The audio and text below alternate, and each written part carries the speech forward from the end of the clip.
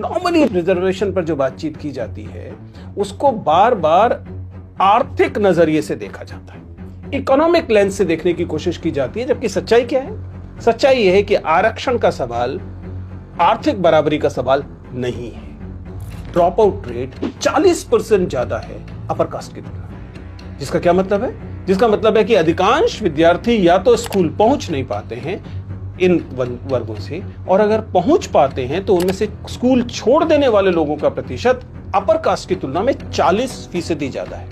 75 साल हो चुके हैं, लगातार रिजर्वेशन है।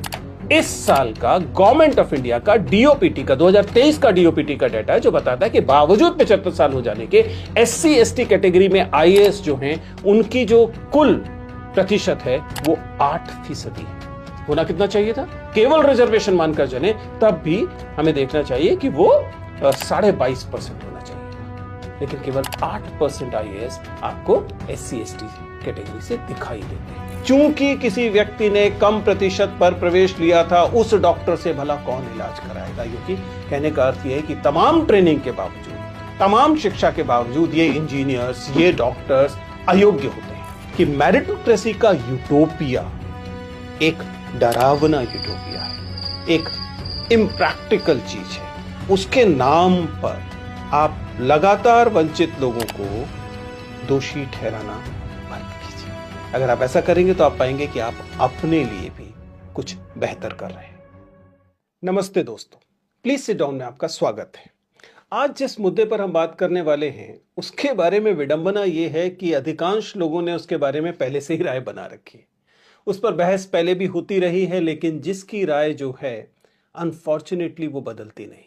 लेकिन फिर भी इस मुद्दे पर बात करना जरूरी है, लगातार बात करना जरूरी है, इसलिए बात करेंगे।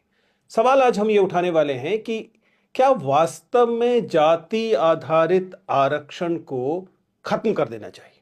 क्या होगा अगर जाति आधारित आरक्षण को खत्म कर दिया जाए? क्योंकि कमेंट्स में बार बार ये सवाल उठाया जाता है और लोग इस मांग को रखते हुए नजर आते हैं कि जाति आधारित आरक्षण को बंद कर देना चाहिए। तो समझते हैं कि क्या होगा अगर देश से जाति आधारित आरक्षण खत्म कर दिया जाए। तो इससे क्या हमें वो मेरिटोक्रेसी का यूटोपिया हासिल हो जाएगा, एक ऐसा काल्पनिक जगत जिसमें मेरिटोक्रेसी के चलते सब कुछ अच्छा अच्छा होगा, या फिर इससे वह करोड़ों लोग जिनको थोड़ा बहुत सिस्टम में जगह मिलनी शुरू हुई है वो एक्सक्लूड हो जाएंगे फिर से? क्या उनका वंचन फिर से शुरू हो जाएगा? नॉर्मली रिजर्वेशन पर जो बातचीत की जाती है उसको बार बार आर्थिक नजरिए से देखा जाता है, इकोनॉमिक लेंस से देखने की कोशिश की जाती है, जबकि सच्चाई